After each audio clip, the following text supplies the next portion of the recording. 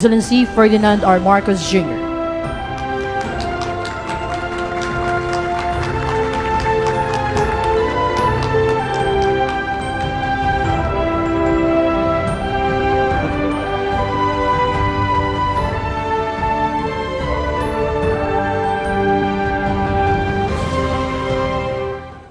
We'll now proceed with the oath-taking of the Chief of Staff, Armed Forces of the Philippines, and all the generals and flag officers.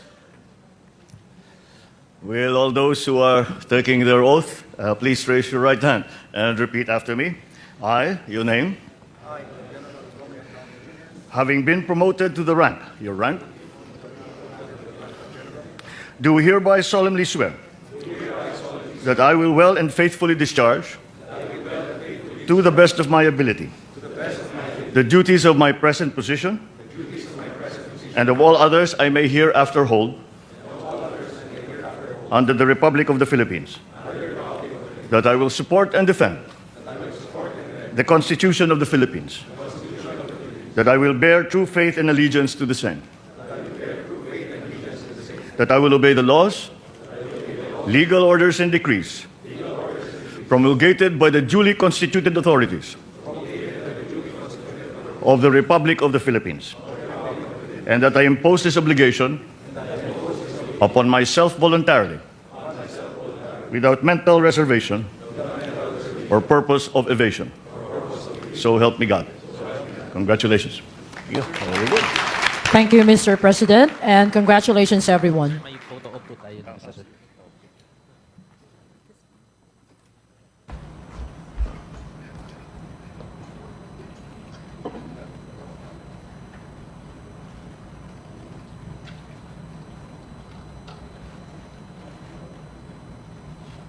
Thank you. At this point, to deliver his message, the President of the Republic of the Philippines, His Excellency Ferdinand R. Marcos Jr.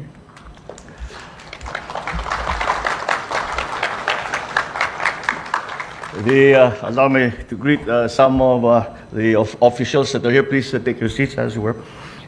Executive Secretary Lucas Bersamin, the National Defense Secretary Gilbert Chidoro, the other members of the Cabinet present, the AFP Chief of Staff, General Romeo Browner Jr., and the major service commanders, the newly promoted officers of the Armed Forces of the Philippines, fellow workers in government, distinguished guests, ladies and gentlemen, and of course, I should add, the families of our newly promoted officers. Good afternoon.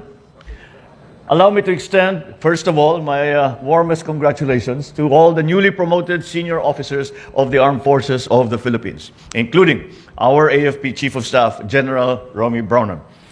I wish all of you the best as you embark on this new chapter in your respective careers. As you now prepare yourselves for the myriad challenges that lie ahead, let us all take pause and be reminded that coupled with these promotions are greater responsibilities and duties. These will strain and test the mettle of your character, integrity, loyalty, and professionalism in the fulfillment of your sacred duty of protecting and defending our people and our nation. I, along with the nation, expect all of you to perform your duty with strength of character and utmost integrity, loyalty, and professionalism, qualities fundamental and core to the service as officers in our nation's armed services. I place emphasis on this at the outset, in light of the continuing changes and emerging developments in our nation's evolving security landscape. Your new positions and ranks shall place you at the forefront, both familiar and new and novel defense and security challenges that we now face.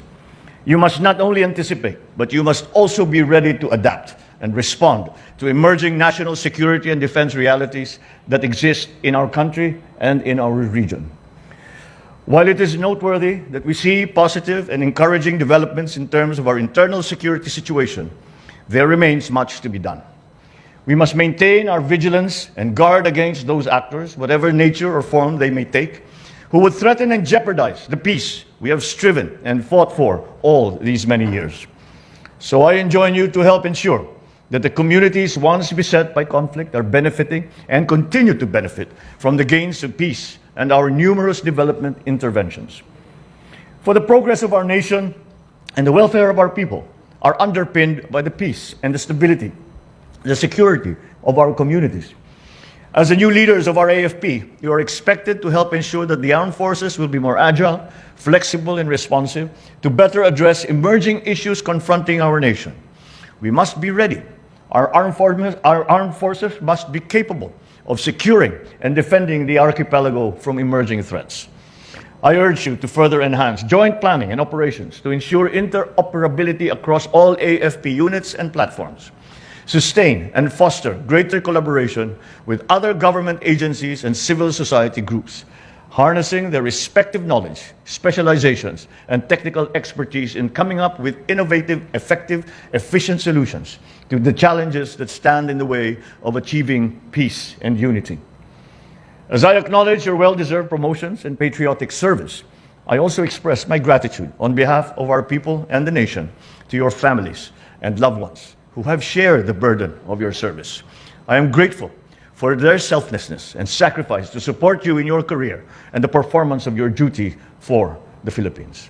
Be assured of this administration's unshakable commitment to their protection and their welfare, just as we in turn commit to ensure that all of you are provided with the necessary tools to perform your tasks and duties in the fulfillment of your service to our nation and our people. Join me now and our nation as we together march forward in unison towards that future that is filled with hope and pride and unbound opportunities for all Filipinos. Once again, congratulations to the newly promoted generals and flag officers of our armed forces. Mabuhay ang sandatahang lakas ng Pilipinas. Mabuhay ang bagong Pilipinas. Maraming salamat sa inyong lahat at magandang hapon po sa inyo. Thank you, Mr. President.